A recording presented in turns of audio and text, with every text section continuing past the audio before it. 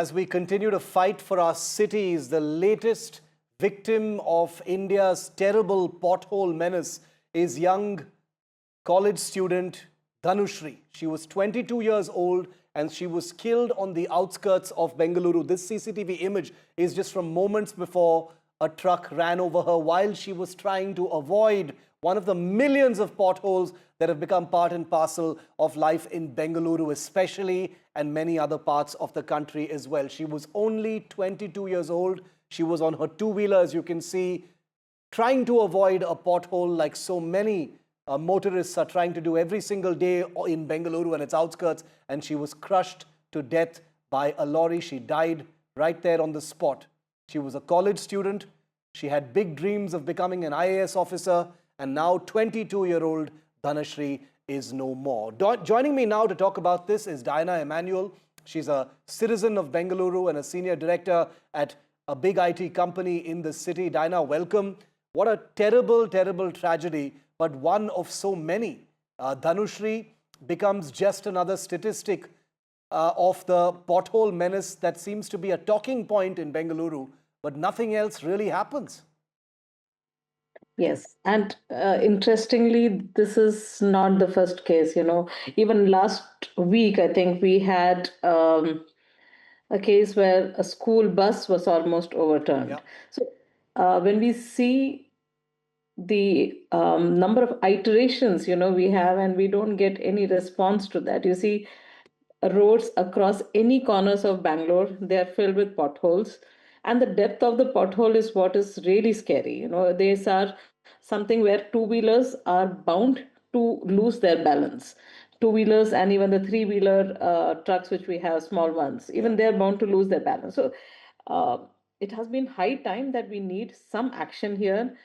Dhanushri was a kid, as you said, a kid with a lot of dreams. And we really don't want to lead to situations where you're going to have many more such cases. And when it is raining, you cannot even see the pothole. So the intensity of these issues is much higher than what is generally projected. People send it as probably social media memes and joke it out, but when they are facing it on a day-to-day basis, it's not a joke anymore.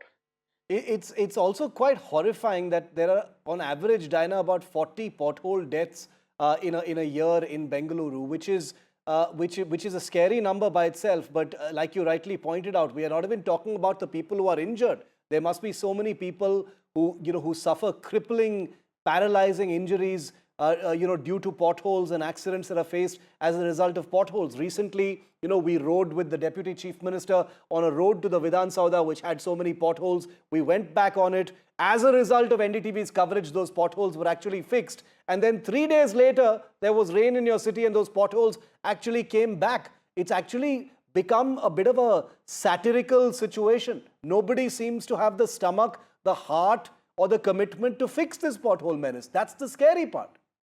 Yes, yes. And when you see, you can compare the national highways, the state highways, and the city roads in the same state, in the same city, in same Bangalore. When you compare the standards of these three roads, there is glaring differences, and which says that it is not the terrain or the weather conditions alone which is contributing to all these things. It is a lot about the maintenance, how the repair is done.